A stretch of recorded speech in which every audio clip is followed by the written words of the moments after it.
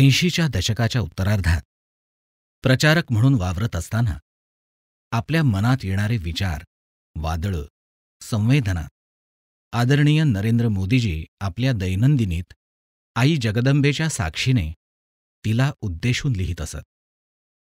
त्यात आदरणीय मोदीजींच्या त्यावेळच्या मनोरचनेचं नितळ दर्शन आपल्याला घडतं.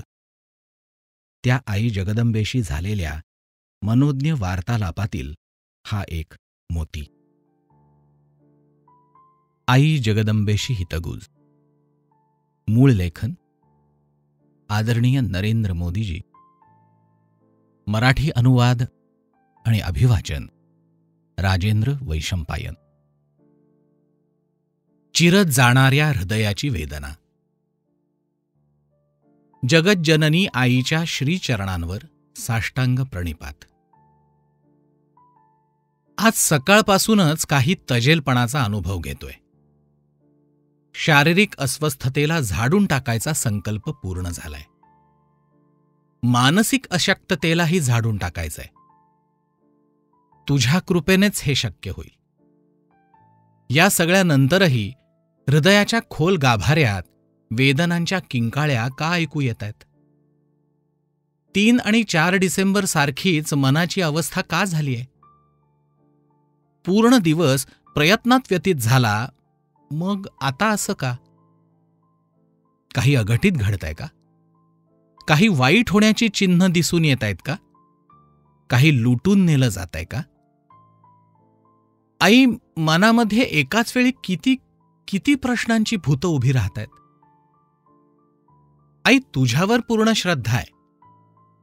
हे प्रश्न असेच उठत नाहीत.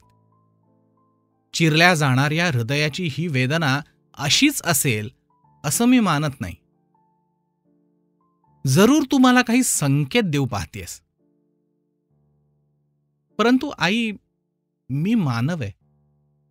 दिवसेंदिवस पामर बनत जाणारा मानव आहे.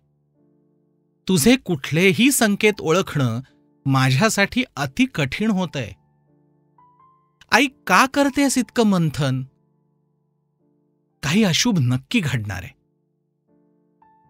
परंतु आई, हे सर्व अनपेक्षित तर नाहीये इतकं अनुमान तर मला नक्कीच आहे.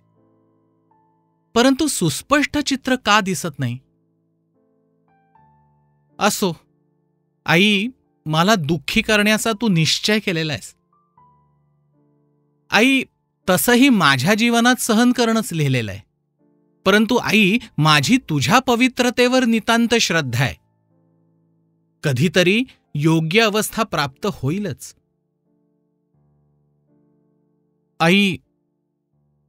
आई, सर्वस्व तुझ्या हाती सोपवण्यापलीकडे दुसरं काय करू?